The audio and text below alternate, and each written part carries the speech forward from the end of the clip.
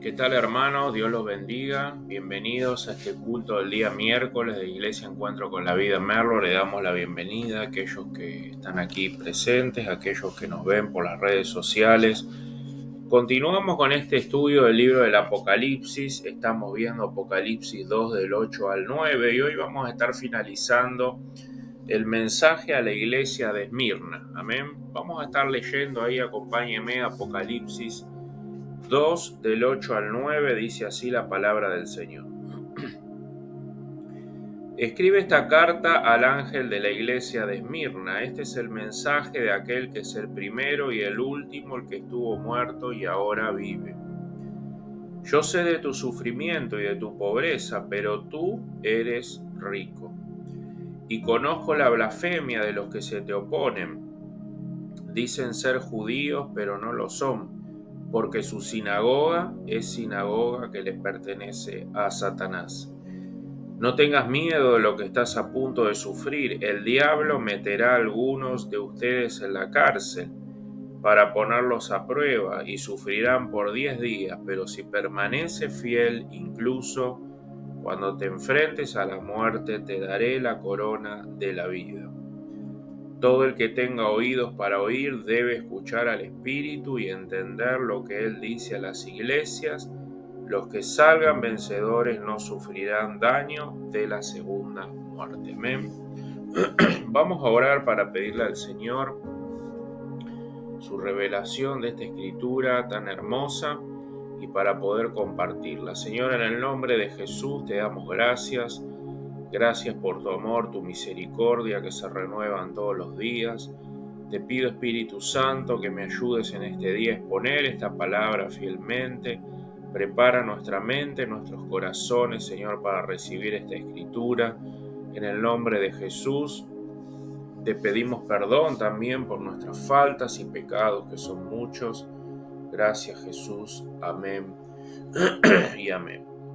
Bueno, estuvimos viendo este mensaje a la iglesia de Esmirna y estuvimos viendo en este pasaje el mensaje de los pobres ricos. ¿Se acuerdan?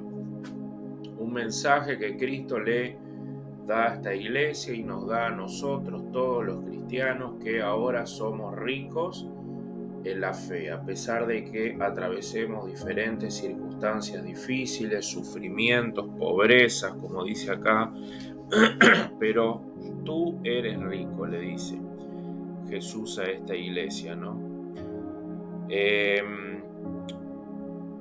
Estos cristianos, como habíamos dicho, estaban siendo perseguidos, cristianos que estaban siendo martirizados, muchos estaban pasando muchas necesidades también a causa de su fe, estaban pasando grandes circunstancias difíciles y como vimos, esta palabra Esmirna significa ser aplastado.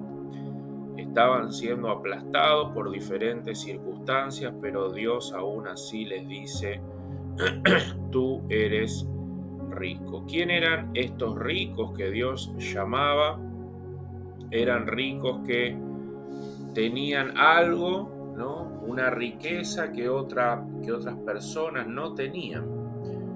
Y era la riqueza de haber conocido a Cristo, era la riqueza de haber conocido la salvación de sus almas, haber vencido la muerte, el pecado, la condenación y el infierno. Habíamos visto el miércoles pasado que esta era la mayor riqueza y los mayores enemigos, ¿no? Que nosotros teníamos. Así que vamos a ver un poquito otro pasaje ahora para ampliar esto, de qué significa, ¿no? Ser un pobre rico. Dice Hebreos 13 del 12 al 14, dice, por lo cual también Jesús, para santificar al pueblo mediante su propia sangre, padeció fuera de la puerta. Salgamos pues a él fuera del campamento, llevando su vituperio, porque no tenemos aquí ciudad permanente, sino que buscamos la porvenir. Dice el texto, salid afuera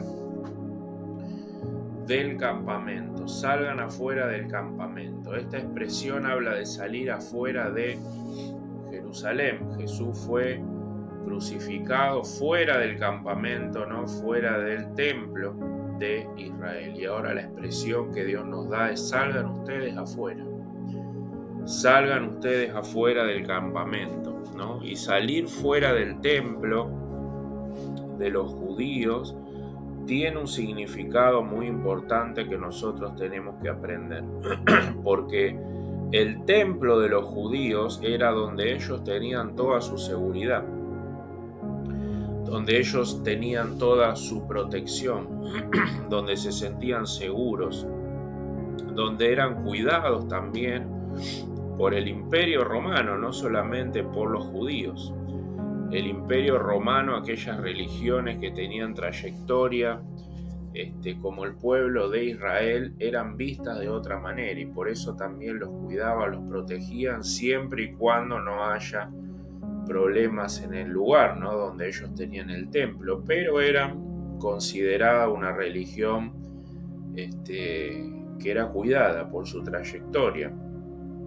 Y así que los judíos se sentían protegidos, se sentían cuidados en ese lugar, ¿no? Pero ahora Dios dice: salgan de ahí, salgan de ahí. ¿Y qué es lo que nos quiere decir el Espíritu Santo? Es que nosotros tenemos que salir de nuestra seguridad, nosotros tenemos que salir de la seguridad del yo.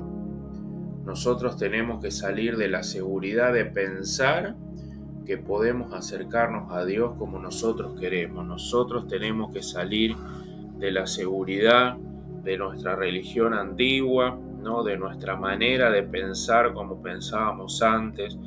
Tenemos que salir de cómo nos manejábamos antes de conocer a Jesús. Tenemos que salir de nuestra protección y de nuestra seguridad en este mundo. Tenemos que salir afuera a Cristo. Tenemos que salir afuera, donde Cristo fue crucificado, y venir a recibir el regalo completo que Él nos ha dado. No solamente la salvación de nuestras almas, sino aquello que Él quiere que ahora nosotros vengamos a abrazar en este mundo y hagamos la labor que tenemos que hacer en este mundo. Negarnos a nosotros mismos, negar todo lo que pensábamos que era valioso para nosotros en este mundo, en esta tierra, que en realidad ahora, cuando venimos a conocer a Jesús y venimos a crecer en su amor, empezamos a darnos cuenta que lo verdadero valioso, la verdadera riqueza que ahora tenemos es el reino de Dios y Jesucristo, ¿no? En este caso particular que está hablando Hebreos, ¿qué era lo más preciado para el pueblo judío? No solamente la seguridad del templo, la seguridad del pueblo romano que le otorgaba en esa época, sino que para ellos lo más valioso era judaizar, era su religión, es decir, querían volver a hacer las cosas que hacían antes. Muchos habían conocido a Jesús, pero no se animaban a abrazar toda la doctrina que Él estaba enseñando, ¿no? Y había judíos que querían tener a Jesús, pero también judíos que no querían perder su identidad en el templo, ¿no? No querían perder su reputación en el templo. O sea, estaban un pie con Jesús y un pie en el judaísmo. Y esto también nos puede pasar a nosotros. Queremos tener muchas veces a Jesús, pero no queremos perder la identidad con el mundo. No queremos perder la identidad con aquellos que me rodean, con mis familiares, con mi vecino. A veces tenemos miedo de que nos digan: vos sos cristiano. Y ahí estamos, ¿no? Un pie acá, un pie allá, será, no será, y no abrazamos completamente la identidad que ahora tenemos en Cristo Jesús. Salgan afuera del templo, dice el versículo. A veces nosotros queremos tener, ¿no?, el pacto de la gracia, decimos sí, Jesús nos salvó, Jesús nos rescató, creo en Jesús, ¿no? Pero ahora queremos añadir algo más a la salvación de nuestras almas. Y esto pasaba con los judíos. Los judíos querían aceptar a Jesús, pero también querían agregar las obras de la ley, las fiestas, ¿no? Y así agregar algo más a la completa obra que Jesús hizo en la cruz con nosotros. Por ende, no se identificaban completamente ni con la persona ni con la obra de Jesús, porque no querían perder su identidad como judíos, y muchas veces nosotros no queremos perder nuestra identidad con este mundo. Dice Filipenses 3:3, dice: porque nosotros somos la circuncisión, los que en espíritu servimos a Dios y nos gloriamos en Cristo Jesús, no teniendo confianza en la carne. Hermanos, nosotros somos la verdadera circuncisión. Nosotros somos el verdadero Israel de Dios, que ahora por la fe servimos a Dios y no tenemos confianza en la carne. Tenemos que venir a abrazar todo lo que Cristo nos regala y no simplemente una parte. Tenemos que entregar todo nuestro yo, todo nuestro ser, todo nuestro pensamiento, toda nuestra vida, todo nuestro tiempo a la obra de Dios, porque Jesús entregó todo por nosotros. Todo por nosotros. Hebreos 13 también decía ahí, finalizando, que nosotros tenemos que llevar el vituperio de Cristo. No solamente salir afuera del campamento, sino llevar, dice, el vituperio de Cristo. Que nosotros tenemos que llevar también la deshonra que Cristo llevó en la cruz. Porque ahora nosotros vemos en nuestros miembros, en nuestra vida, en nuestra verdadera condición delante de Dios. Somos pobres en espíritu. Estamos en bancarrota, en ruina, desechados por este mundo, porque así fue considerado Jesús en este mundo. Tenemos que venir a confesar nuestra pobreza espiritual. Tenemos que venir a ver nuestra verdadera condición para que el reino de Dios venga a nuestras vidas. Tenemos que ver nuestras maldades, nuestras miserias, nuestra ruina espiritual, nuestra bancarrota espiritual. Tenemos que venir a ver nuestro pecado, nuestras maldades, nuestra suciedad, nuestra injusticia, pobres espirituales, para ahora sí salir completamente de ese templo del yo y venir a recibir todo lo que Cristo tiene para darnos. Si nosotros nos quedamos en el campamento del yo, vamos a depender de las obras de la ley. Vamos a caer en depender de nuestro yo, de nuestro esfuerzo, y lo que va a pasar es que si nosotros no salimos completamente de ese templo, lo que va a ocurrir es que al depender de nuestras obras vamos a empezar a correr a Dios a un costado de mi vida y empezamos a decir: no te necesito. No necesito venir a la iglesia, cada vez leo menos la Biblia, cada vez oro menos, porque estoy empezando a cubrirme con los medios que yo creo que son los correctos, no solo para acercarme a Dios, sino para vivir una vida cristiana como yo quiero. Hermanos, ¿cómo se manifiesta una persona que cree que puede vivir sin Dios? ¿Cómo se manifiesta una persona que ha corrido de su mente completamente la fe? Es que no busca de Él. No busca de Él. Cada vez busca menos de Él. Cada vez entran más las tinieblas en la mente de esa persona. Salgamos fuera del campamento, dice. Salgamos fuera del yo, confesando que somos pobres, que necesitamos de Dios, que sin Dios no podemos vivir ni un minuto, que necesitamos de Jesús, que estamos nosotros enfermos, leprosos, ciegos, y así nosotros salimos a Cristo con las manos vacías, y Cristo, por su amor y su gran misericordia, nos recibe fuera del campamento, porque nosotros no tenemos ciudad permanente en este lugar y en este mundo, sino que buscamos las cosas que están por venir. Por eso Esmirna eran los pobres ricos. Esmirna eran los pobres ricos porque habían salido fuera del campamento a recibir el regalo de Dios, la salvación de sus almas, y ahora dependían de ella continuamente, con urgencia, todos los días.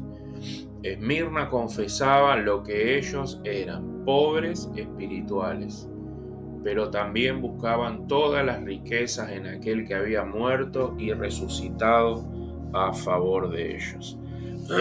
Apocalipsis 3 del 17 al 18 lo narra de esta manera. Es el mensaje a la iglesia de la Odisea.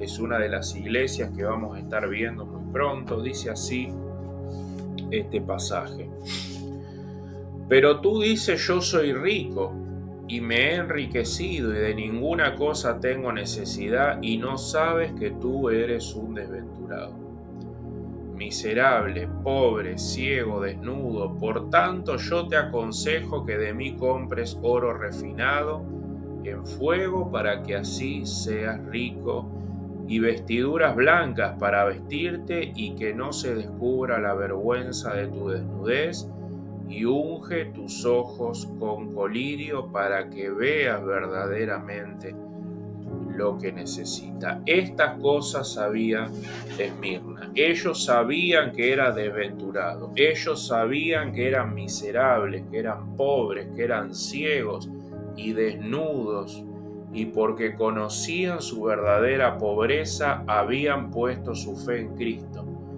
Y no solo eso, ahora eran conocidos por Dios en Cristo Jesús. Y a través de Cristo Jesús habían sido cubiertos de la justicia completa de Jesús, habían abrazado todo el regalo entero que Dios nos da en Cristo, buscaban todo lo suyo en Jesús, y Dios los llama ricos y reconoce sus obras en la fe. Hermanos, vamos a ver ahora el contraste de aquellos que son pobres ricos, que ven su pobreza espiritual, pero también ven sus riquezas en Cristo Jesús. Pero también están los otros, que se creen ricos, que se creen algo delante de Dios, pero Dios dice no son nada. Y lo vemos ahí en Apocalipsis 2, versículo 9.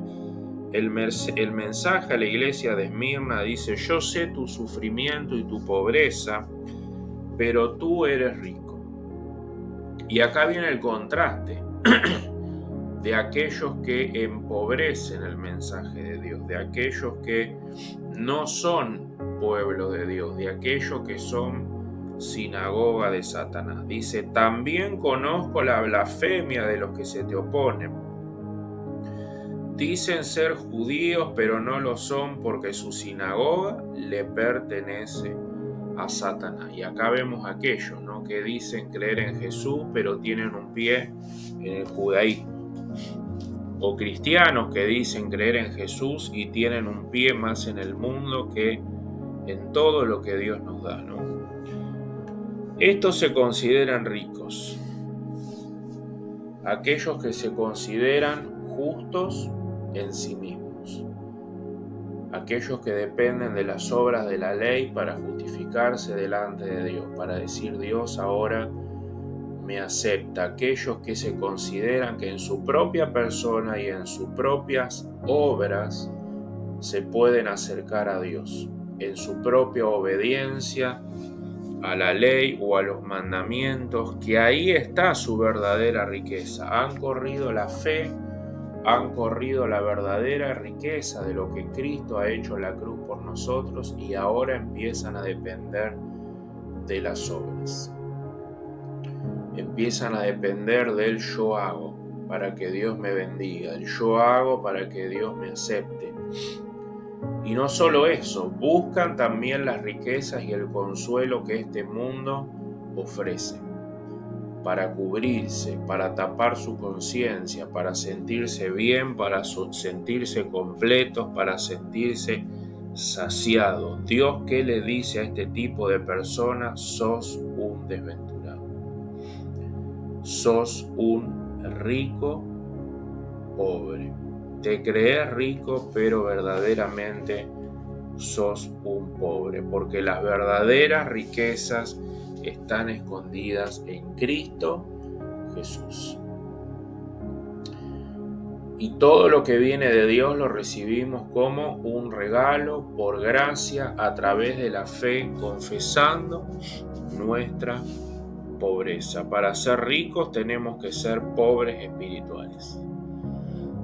La primera bienaventuranza que dice: bienaventurados los pobres en espíritu. Es ahí donde se manifiesta el reino de Dios. Cuando nosotros vemos nuestra condición, cuando nosotros confesamos nuestra pobreza delante de Dios, es ahí donde Dios nos muestra la riqueza del reino de Dios. Para ser justificados tenemos que ver nuestra condenación. Para ver la justificación en nuestra vida, tenemos que ver primero nuestra condenación, que sin Cristo estábamos condenados, que no había otra manera, y que la ira de Dios estaba sobre nosotros, y que Cristo ahora opera a nuestro favor todos los días. El contraste de aquellos que se consideran ricos delante de Dios es que creen que no necesitan a Jesús, que no necesitan los medios de gracia que Él nos ha dado para crecer en la fe, en el amor, en la santificación. Creen que ellos mismos y mediante su esfuerzo pueden vivir para Dios. Pero Él les dice la verdad: separados de mí, nada pueden hacer. Eres un pobre y un desventurado. ¿Cómo se manifiesta en la mente? ¿Qué piensa en la mente una persona que ha corrido su fe, ha dejado de nutrir su fe y ahora empieza a creer que él puede manejarse como él quiere en el reino de Dios? Se da cuenta, o nos podemos dar cuenta, porque esa persona empieza a tener cada vez más amor al mundo. Comienza a alejarse de la iglesia, cada vez menos lee la Biblia, cada vez menos ora, porque deja de ver la urgencia. Ya no ve el peligro de no venir a congregarse, no ve el peligro de no leer la palabra de Dios. Empieza a creer que si él no está unido a Cristo mediante los medios de gracia, no pasa nada. Y el diablo viene con toda su furia, con toda su fuerza, a venir a atacar nuestra mente. ¿Cómo piensan aquellos que son opuestos a la cruz? Dice Filipenses 3 del 18 al 19, dice: porque ahí andan muchos de los cuales os dije muchas veces, y que ahora lo digo llorando, que son enemigos de la cruz de Cristo, el fin de los cuales será perdición, cuyo Dios es el vientre y cuya gloria es su vergüenza, solo piensan en lo terrenal. Este tipo de personas que son enemigos de la cruz de Cristo solamente piensan en las cosas del mundo, solamente piensan que cuando yo obtenga esto voy a ser verdaderamente feliz. El verdadero tesoro, las verdaderas riquezas para este tipo de personas solamente están en el mundo y en las cosas temporales, en devorar la creación de Dios, para así verme valioso delante de los demás, ¿no? Dice Lucas 16 del 14 al 15, la parábola del mayordomo infiel, dice: y oían también todas estas cosas los fariseos, que eran avaros y se burlaban de Jesús. Entonces les dijo: vosotros sois los que se justifican a vosotros mismos delante de los hombres, mas Dios conoce vuestros corazones, porque lo que los hombres tienen por sublime, por importante, delante de Dios es abominación. Imagínense, ¿no? Esta escena. Los fariseos burlándose de Jesús, los judíos burlándose de Jesús, del santo, del Hijo de Dios, del hombre perfecto, aquel hombre sin pecado. No había nadie que pudiera señalarlo para decir: él hizo algo malo, ¿no? Y aún así se burlaban de él. Le decían: ¿tú quién eres para venir a mostrarnos las cosas de Dios? Nosotros somos hijos de Dios por todo lo que tenemos. Nosotros somos hijos de Abraham porque nosotros tenemos riqueza, poder, estatus, fama. Ellos pensaban que estaban bien delante de Dios, pero al final del día lo único que les interesaba, como dice el pasaje, es estar bien con el mundo, es estar bien con los hombres que los veían. Ellos querían tener un estatus solamente en esta tierra y que los otros le dijeran: ah, qué bien que te va, ¿no? Cómo me gustaría ser un judío para tener fama, riqueza, poder. Así que esto era lo único que le interesaba a los judíos, y esto es lo único que le interesa a muchas personas que quieren quedar bien delante de los hombres. Quieren tener un valor delante de los hombres, un respeto, una consideración, una influencia, poder, riquezas, estimación a los ojos de los hombres, y por eso rechazan a Dios. Aman más el mundo, aman más las cosas del mundo, nutren más las cosas del mundo en su mente, y por eso empiezan a rechazar a Dios. Cuida tu mente más que todas las cosas, porque de él mana la Biblia, dice el proverbio, ¿no? Dice también el pasaje: mas Dios conoce vuestros corazones. Podemos engañarnos a nosotros mismos, decir: ah, yo soy cristiano, vengo a la iglesia, hago lo que tengo que hacer. Podemos engañar a los que nos rodean, pero no podemos engañar a Dios. Dios conoce hasta lo más íntimo de nuestros pensamientos. Ahí cuando estuviste solo, cuando nadie te veía, Dios ve tu verdadero corazón, y Dios no puede ser burlado. Todo lo que el hombre sembrare, eso también segará. Dios sabe quién verdaderamente se considera pobre en espíritu. Dios sabe verdaderamente quién lo busca con todo su corazón. Dios sabe verdaderamente quién se ha arrepentido. Y Dios sabe quién encuentra sus riquezas en Él, en el Hijo de Dios, y no en el mundo.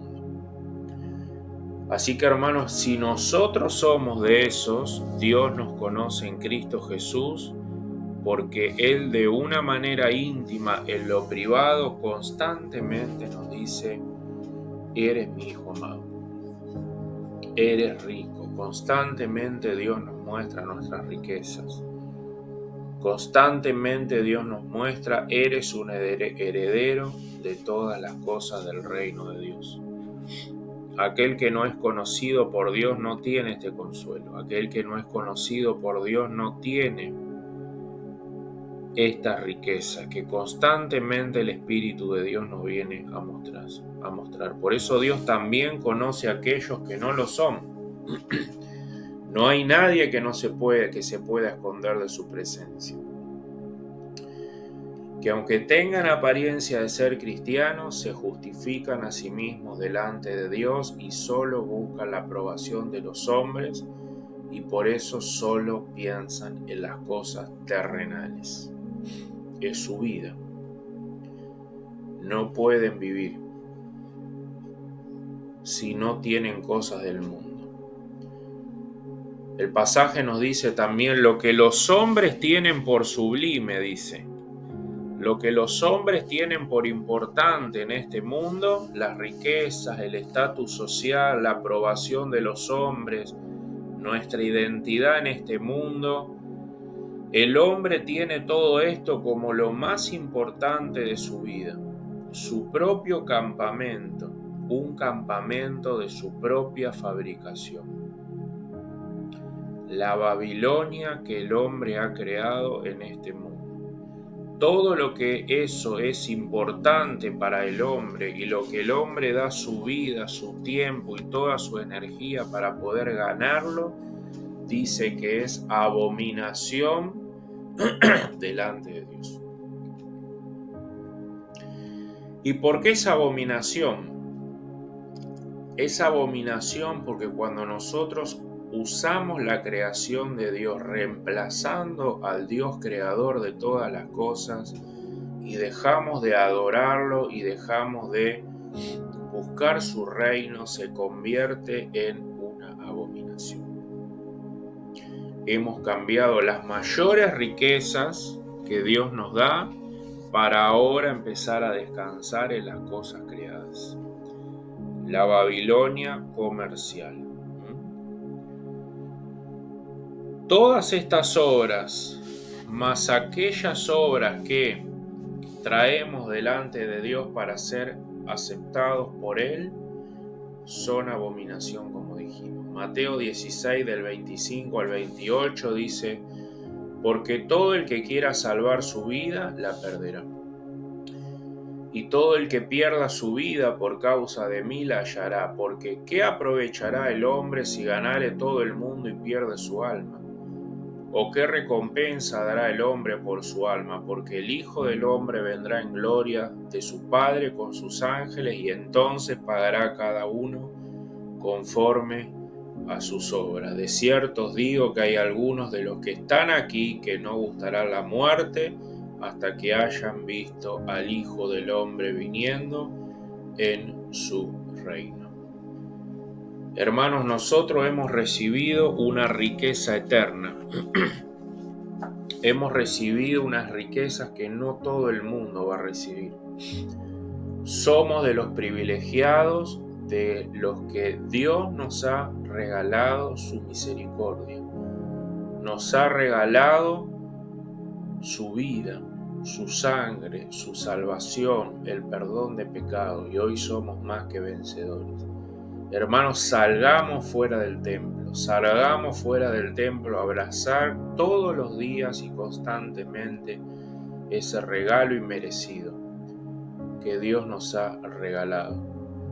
Porque ¿de qué le sirve al hombre ganar el mundo si va a perder su alma? En definitiva, todos vamos a comparecer delante de Dios el día de mañana, pero nosotros, gloria a Dios que tenemos un abogado que nos va a defender, que va a decir: este hombre dedicó su vida a creer en mí. Este hombre dio su vida, su mente, su tiempo a confiar en mí. Y hoy puede entrar al descanso eterno que por la fe y por la gracia nos es regalado. Hermanos, Dios los bendiga, que esta palabra les sea de bendición, que esta palabra nos guíe en el rumbo correcto que tenemos que seguir, que nos oriente nuevamente en nuestra vida cristiana y que Cristo Jesús les dé mucha paz. Dios los bendiga, nos vemos el miércoles que viene.